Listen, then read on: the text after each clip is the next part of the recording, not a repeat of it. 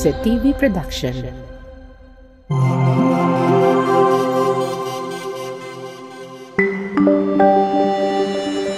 Your only island TV channel.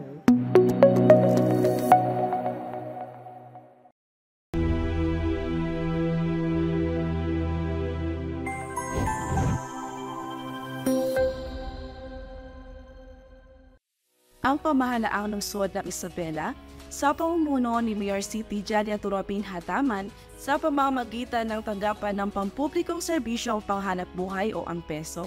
Sa pamumuno ni Tagapangasiwa Ardel Ria Beneng ay nagsagawa ng Dia de Isabeleños na may temang Trabaho, Negosyo, Kabuhayan at Kasanayan noong Marso 6 sa Pamalaran MPCC. Layunin ng aktibidad na ito na palakasin ang kamalayan ng mga Isabeleño sa mga programang panipunan at ilapit ang mahahalagang serbisyo ng gobyerno sa mga pamayanan.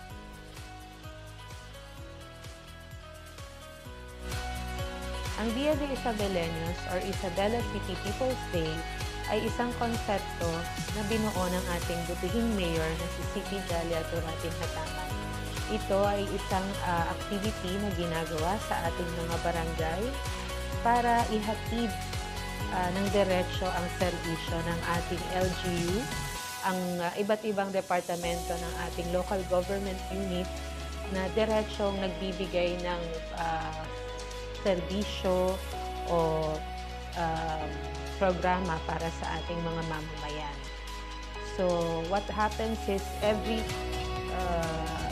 quarter ay namimili si Mayor ng barangay na pagdadalhan ng ating serbisyo. At doon ay inaayos ng ating Public Employment Services Office ang iba't ibang serbisyo na yan. So, for PESO, halimbawa, meron tayong job employment assistance kung saan nagbibigay tayo ng libreng photo printing, Xerox printing, at nag-a-assist din tayo sa ating mga bagong graduates at tinuturuan natin silang gumawa ng mga resume nila, especially kung first time nilang mag-apply sa trabaho. Meron din tayong iba-ibang mga kumpanya na galing sa iba't ibang lugar, hindi lang dito sa Isabela City, kung saan naghahanap sila ng mga pwede nilang makuhang empleyado na tutulong sa kanilang iba't ibang establishments, especially yung mga small and micro businesses. Aside from PESO, kasama natin sa Dia de Isabeleños ang lahat ng departamento ng ating LGU, ang ating City Health Office, ang ating City Civil Registration, ang ating City Agriculture, City Tourism, City Information Office, at iba-iba pang departamento na mayroong direktong serbisyo sa ating mga mamamayan. Also, sinasamahan din tayo ng ating mga ahensya, ang ating mga regional agencies kagaya ng Department of Environment and Natural Resources na nagbibigay ng mga libreng seedlings at impormasyon tungkol sa pagsasaka o tungkol sa pangangalaga ng ating environment.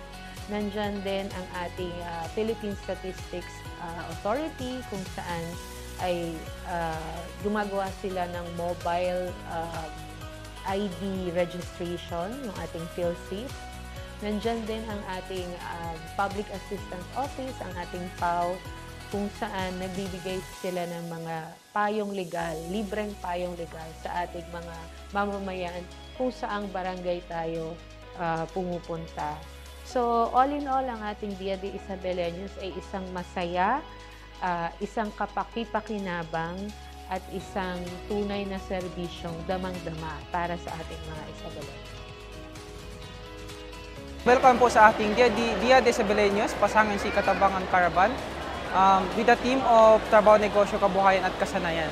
Ngayon po, ang binibigay nating services, pinapalapit po natin ang services ng mga agency para hindi na po mahirapan yung mga tao na pumunta sa kanilang office. So, yung mga services na ni-render po nila, invited po nating offices is outside LGU tsaka inside LGU. Nagpapasalamat po ako kay Mayor Dada po sa suporta po na binibigay sa amin sa pagkandak ng Dia de Isabela Pasangan Si Katabangan Caravan at sa aming peso manager na si Ma'am Aradel Ibeleng at aming peso team po na walang sawang pagtulong po at pag-organize ng event na po ito. Maraming salamat.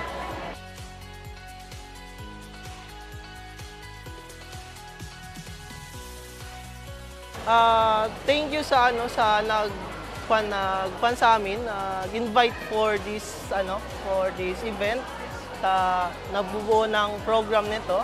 And then endorse ko lang po yung e-Consulta membership. So ito yung e-Consulta, ito yung bagong programa ni PhilHealth. So itong meron tayong serbisyo na yung free consultation, free health assessment, free laboratories and free medicine. Ito yung bagong programa ni PhilHealth. So ngayon po, nag-serbisyo po kami dito ngayon sa blood chem pati sa blood sugar po.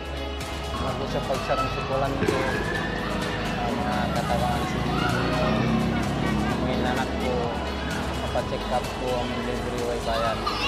Ayaw sabi sila, mag-aini ang mga anak miskin, nagasimpitan ng hospital. So ayaw mo nang papagsukay matulong sila na mag-aini. Kasi nag-carry din sa Yeovan Services.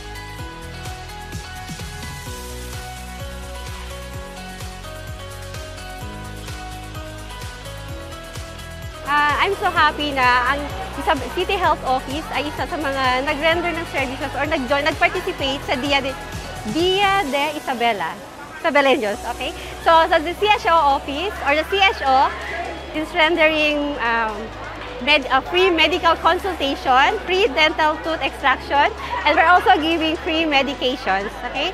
So nagpapasalamat po ako sa ating Mayora for giving this chance na ang Barangay Kumalarang po ang nabigyan ng pagkakataon na bigyan ng itong serbisyo. Maraming salamat po. As a nurse of Barangay Kumalarang, isa po ako sa nagpapasalamat kasi ang mga tao ko po ang nabigyan ng serbisyong ganito. Salamat po talaga. Thank you. Ako po si Annalisa Pawaki, taga Kumalarang, Purok 1.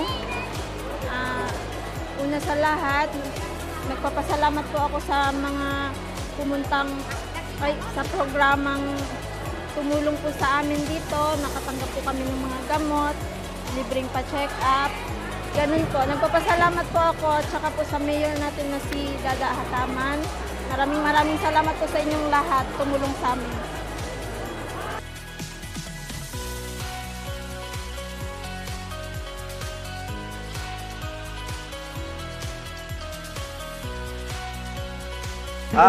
In behalf of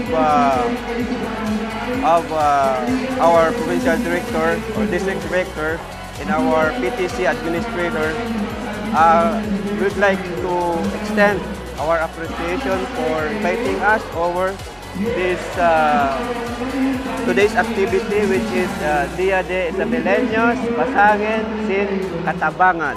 Dito po sa Barangay Kumalarang, no? Isabela City.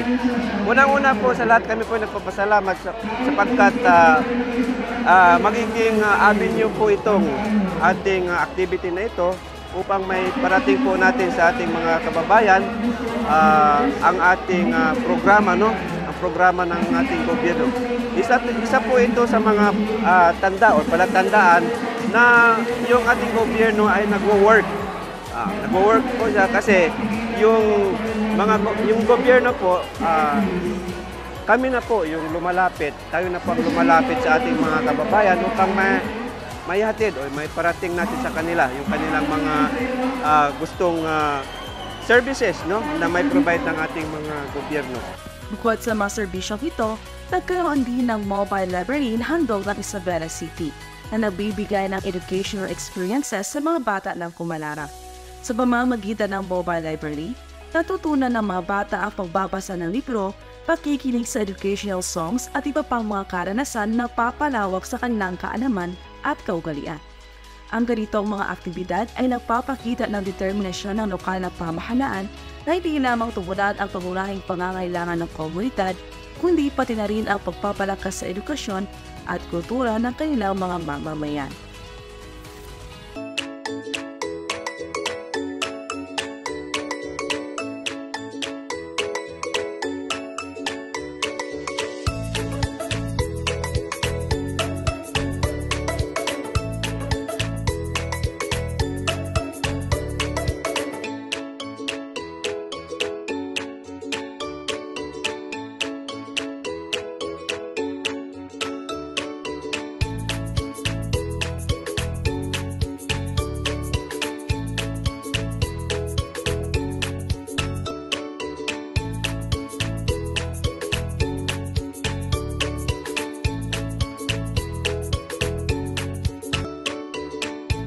ngayon po, ang mobile library natin kasama sa Dia de Isabeleños.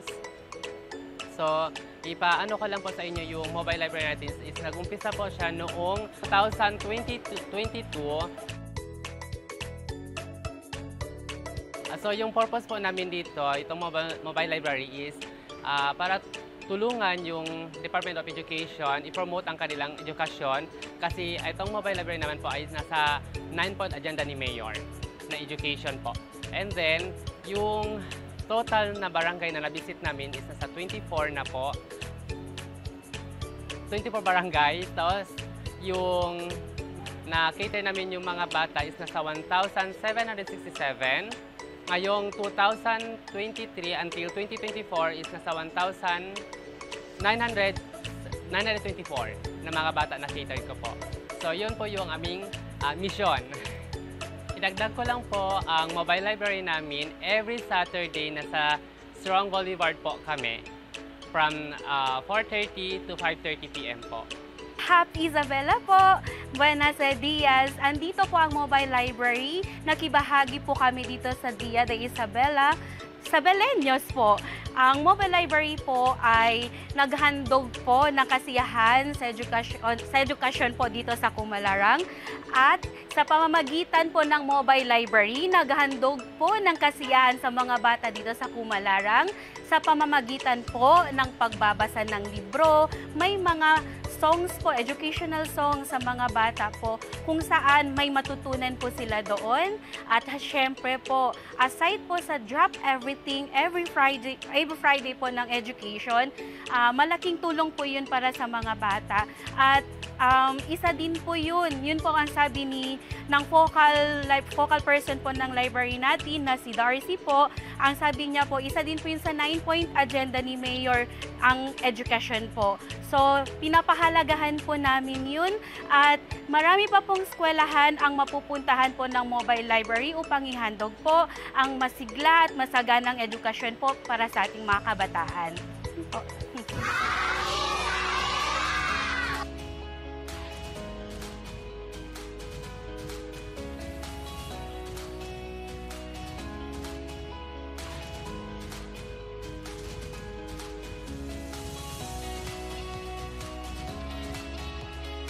Sa pamamagitan ng pag-aalok ng iba't ibang serbisyo at pagpapanaganap ng impormasyon, ipinakita na aktibidad ang dedikasyon ng lokal na pamahalaan sa pagtataguyod ng kagalingan at pagsasarili ng kanilang mga mamamayan na naglalayong makamit ang isang masaya at parangal na pamumuhay para sa lahat ng Isabeleño.